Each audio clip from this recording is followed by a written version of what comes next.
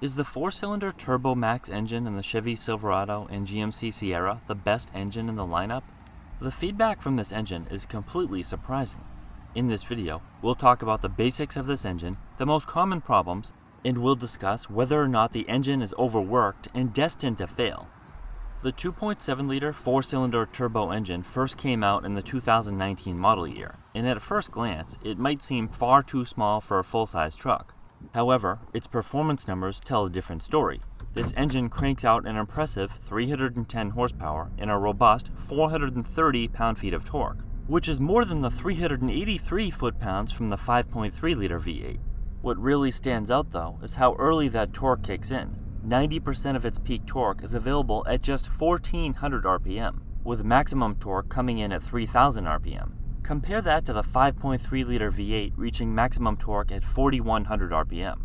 This low-end power delivery helps give the truck strong acceleration and towing capability, which many would argue is much better than the 5.3. As a result, it has a max towing capacity of 9,500 pounds, compared to approximately 11,500 for the 5.3, 13,300 for the 6.2, and 13,300 for the 3-liter Duramax. The Turbo Max 2.7 strikes a good balance between power and fuel efficiency, making it a solid choice for those wanting a capable truck without too much impact on their wallet at the pump.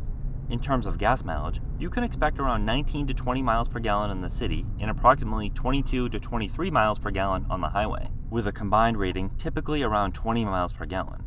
Of course, these numbers can vary based on factors like the truck's configuration, weight, and driving conditions. Compare this to about 16 to 20 miles per gallon in the 5.3 and 15 to 20 miles per gallon with the 6.2 on premium. The Duramax gets about 23 to 29 miles per gallon. Owners have had a lot of good things to say about the engine, especially when it comes to how it performs in real-world driving. One of the biggest highlights is the strong low-end torque, which makes a noticeable difference in everyday situations, like merging onto highways, accelerating from a stop, or towing. The power delivery feels smooth and effortless, giving drivers confidence without needing to mash the gas pedal. Towing is another area where the engine gets a lot of praise. While it's not the fastest option when going full throttle, the turbocharger helps deliver plenty of usable power right where it matters most. It hits 0 to 60 in around 7 seconds, which puts it on par with GM's 5.3-liter V8 and the 3-liter Duramax diesel. That's impressive for a smaller displacement engine, and many owners feel that it performs just as well, if not better, in daily driving and towing situations.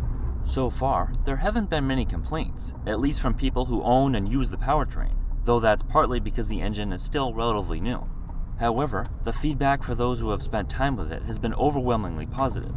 Owners appreciate not just the performance, but also how smooth and refined it feels. And up to this point, reliability doesn't seem to be an issue. As more miles get put on these engines, time will tell us how well they hold up, but early impressions suggest that GM has built a solid, well-balanced powertrain that many owners are happy with. One of the biggest complaints people have about four-cylinder engines and trucks is the sound. These engines tend to have a raspy, tinny tone that many truck owners just don't find appealing. It's not what they're used to, and for many, it takes away from the overall experience of owning a truck. We saw a similar reaction when Ford started putting EcoBoost V6 engines in their trucks. A lot of traditional truck owners resisted the change because they associated trucks with the deep, throaty rumble of a V8. That classic V8 growl is a big part of what makes a truck feel powerful. It sounds great when you start it up, when you hit the gas, and even when idling. Plus, there's the added benefit of being able to modify the exhaust with simple tunes to make it even louder and more aggressive. With a four-cylinder, you just don't get that same experience. Instead of the bold, commanding roar of a V8, you get a sound that's much closer to what you'd hear in a cheap sedan. Higher pitched, less refined, and lacking that deep resonance truck enthusiasts love. For many, this makes the driving experience feel less satisfying, even if the engine itself performs well in terms of power and efficiency. Starting with the 2024 models, Chevy and GMC are backing the Turbo Max engine with a 5-year, 100,000-mile powertrain warranty. That's a big step up from the 5-year, 60,000-mile coverage most half-ton truck engines come with. It's pretty clear they want to prove this engine is built to last, but let's be real, a warranty only goes so far. If your truck leaves you stranded on the side of the road late at night with your family, a warranty isn't going to magically fix the problem in that moment. Still, it's good to know that if something major does go wrong, you won't be stuck footing the bill for expensive repairs. This longer coverage shows that GM is putting real confidence in the Turbo Max, which might help change some minds about a 4-cylinder engine and a full-size truck. But at the end of the day, reliability is what really matters.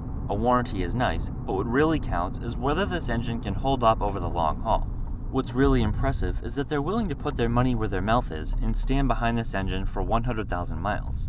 Truck owners aren't known for going easy on their engines, with a lot of them using them most of the time for towing and hauling, which puts an extreme amount of strain on any powertrain. And they're not just putting an extended warranty on this engine because it has problems. Otherwise, they would have done it for their V8s, which have had consistent reliability issues. This engine does actually implement cylinder deactivation despite having only 4 cylinders. This might be concerning since the system has been the cause of endless headaches for people with the 5.3 and 6.2 liter V8s. Basically, the lifters in the V8s are designed to collapse in order to deactivate the cylinders, which was complicated and troublesome, and eventually the lifters would stop re-engaging or collapse, resulting in misfiring, poor running, and possible engine failure. However, this engine uses a 3-phase camshaft, which deactivates 2 cylinders when little power is required. As a result, it's been much more reliable. So even though it still uses dynamic fuel management, it doesn't use the infamous collapsible lifters. The Turbo Max 2.7 has had some issues with exhaust roller followers, which are parts in the valve train that help control the movement of the valves. When they fail, it can lead to ticking noises, misfires, rough idling, power loss, and even stalling in bad cases, resulting in camshaft damage. Most of the problems seem to come from wear and tear, oil flow issues, or possible defects in earlier models, like 2019 to 2022. GM has redesigned the valve train, and the 5-year, 100,000-mile warranty on 2024 models suggests they feel pretty confident about the fix. But for older models, some owners have had to deal with costly repairs if they weren't under warranty. The best way to avoid trouble is to stay up to date on oil changes, use high-quality synthetic oil, avoid too much idling, and listen for any weird engine noises that could be an early warning sign. They definitely seem to have improved things, but only time will tell if the problem is completely solved. A lot of people think the Turbo Max is just making too much power for its size, and all that extra stress is going to wear it out faster. The old saying, "There's no replacement for displacement," comes up in a lot of these discussions, with the idea that bigger engines are naturally more durable and can handle power better.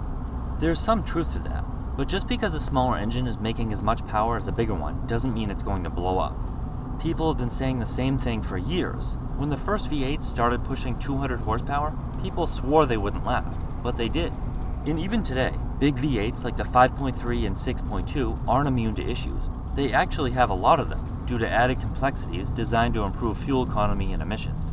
Plenty of people have had lifter failures thanks to active or dynamic fuel management. So just being a bigger engine doesn't automatically mean it's bulletproof. The thing is, modern turbo engines aren't just weak little motors with a turbo slapped on. They're built from the ground up to handle the extra power, with stronger internals, better cooling, and reinforced parts. It's not like they just took a random 4-cylinder, bolted on a turbo, and called it a day. These engines are designed to take the heat and stress, at least in theory. The Turbo Max is the base engine option, and for some trims, it's the only choice.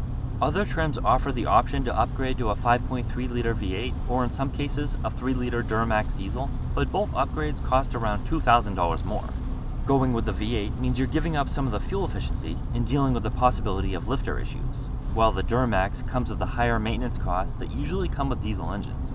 So, it's easy to see why a lot of buyers stick with the Turbo Max. It strikes a good balance without the added cost or potential headaches, plus you get the benefit of a 100,000-mile warranty. If you can get past the fact that it's a 4-cylinder engine in a truck, the Turbo Max is actually a pretty solid option. It's the cheapest engine choice, gets decent gas mileage, and it's been reliable so far. The low-end torque is really what makes for great driving dynamics, giving it plenty of power for everyday driving, towing, and hauling. Plus, Chevy backs it with a long warranty, which is always a nice bonus. We'll have to see how these engines hold up as they rack up more miles, but right now, it's definitely one worth considering if you want a good mix of power, efficiency, and value.